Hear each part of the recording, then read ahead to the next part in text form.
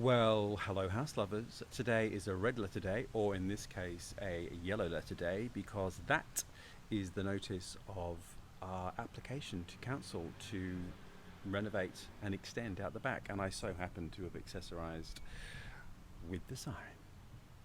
It's also a red letter day because I have two very dear friends from Hobart coming over who are experts in heritage house restoration to come and look at the inside for the first time and look at some of those things that I was perplexed about: timber, fireplaces, ceilings, floors, etc., etc.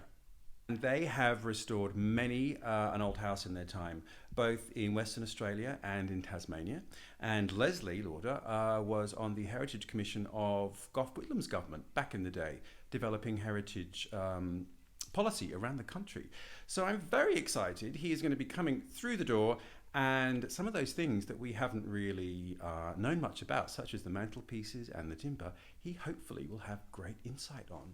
When I was a sensitive youth in Perth in the 1980s, I was very interested in old houses and furniture, and I had just moved over from England with my parents, and I discovered this antique firm called Lauder and Howard in Western Australia, and I went and had a look and was entranced by everything and rang them up and said, I want to come and work with you.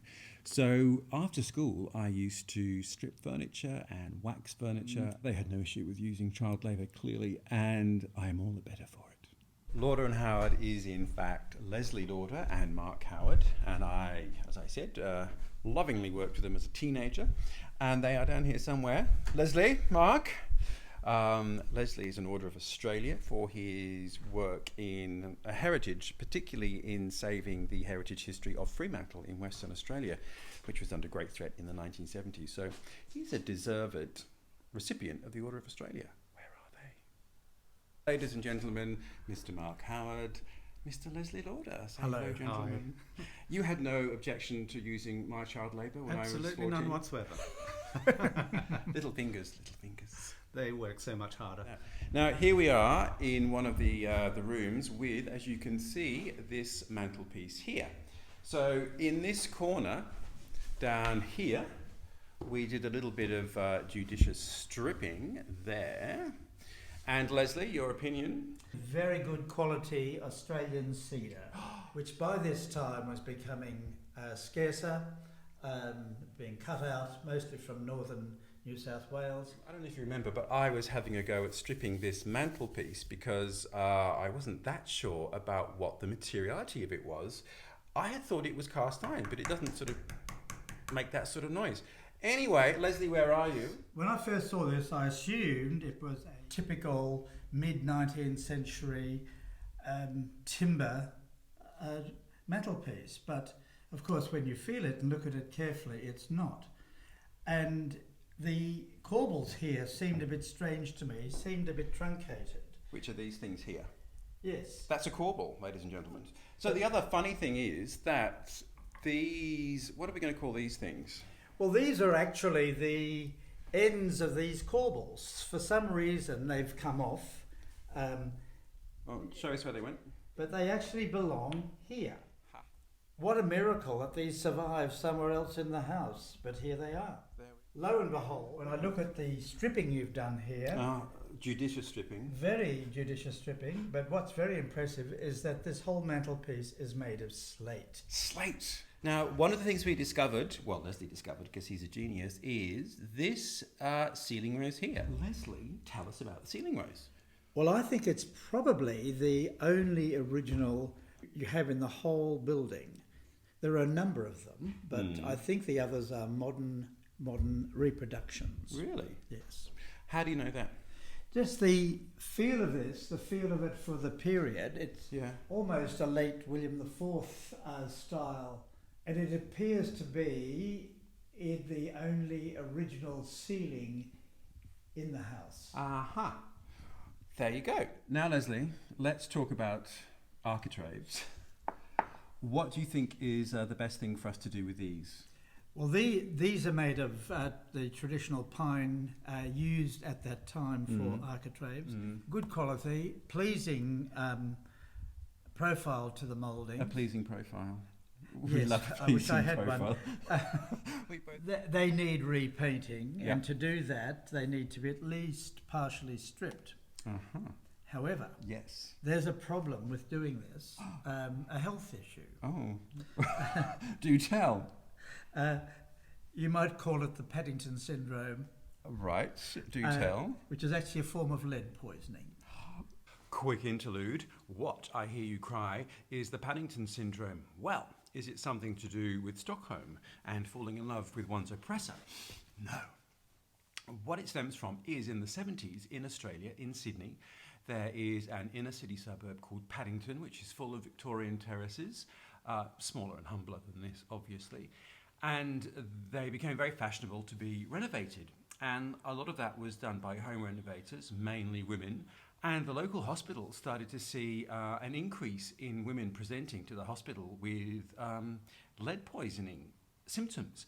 And no one could figure out why until it became clear they all lived in Paddington and they were all renovating their houses and they were all stripping the paint off the walls, which from the 19th century until relatively recently was all lead. So they were inhaling the fumes, presenting with lead poisoning. So I have just bought myself an industrial mask. When you're sanding this and cleaning it back such that you've got all the profile again, you want to make certain that you don't inhale any of the dust, or if you're using a heat gun, any of the matter that comes from it, because the early paints here will almost certainly be lead-based. Excellent. So, Leslie, let us go and look at my shield doors, because I'm convinced that is what they are, but you are the expert of all things. We spin around. These are the shield doors that we looked at. Firstly, are they cedar? Let me open this one. There we go. What do you think? Yes, they are. They're Australian cedar. This was a popular design through much of the 19th century, particularly the second half up to the 1880s. You would see this on furniture and cabinets of different types, which would have been polished cedar in its day, and it's also got layers of paint on it. Are you sitting comfortably? I feel we need a quick recap on much of the information that the very knowledgeable Leslie Lauder has imparted upon us. First thing then, we have discovered that all the timber work are all Australian colonial cedar, which is very exciting. We learnt that by 1874 it was very nearly logged out, so we're kind of on the end point of cedar being used domestically in Australia. So we must love and nurture that, which is going to involve a lot of very cunning stripping and waxing and finishing. So that's exciting. What we also learnt is that white mantelpieces were traditionally used in a drawing room of a house and dark ones were used in a dining room. Now, this is the presidential suite, which sits directly above the room with the slate mantelpiece downstairs, which means our theory is true, that downstairs was the dining room and above it is this room, which was always used as the drawing room. Funnily enough, this again is going to be our main living space, so we are returning to usage. What else did we find out? I've got a list in front of me because there are so many things. So the other interesting thing is we looked at all the ceiling roses, and I am going to just flip.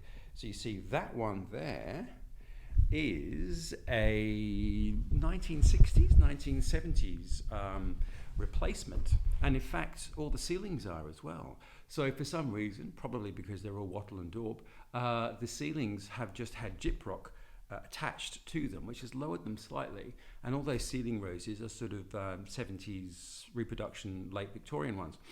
So the only room that has its original ceiling, and you can see all the waves in the plaster, is the one with that original ceiling rose, which is downstairs. So that's interesting as well, which means we don't have to be that concerned about the ceilings basically in all the rooms because they're not original.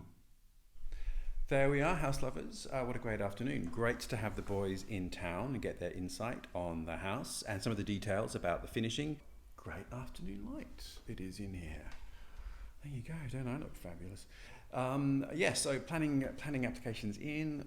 Let's just hope that goes however it will go. But there's lots for us to ponder and to mull over, if you pardon the pot reference. And I'm really excited about some of the things we've discovered, such as the cedar doors, the slate mantelpiece, all of which will be really beautiful and are going to dictate some of the colour patterns and the finish details that we choose in the rooms when they're finished. So very exciting. Yeah, lots to ponder and of course to be grateful for. There we go. Over and out until next time.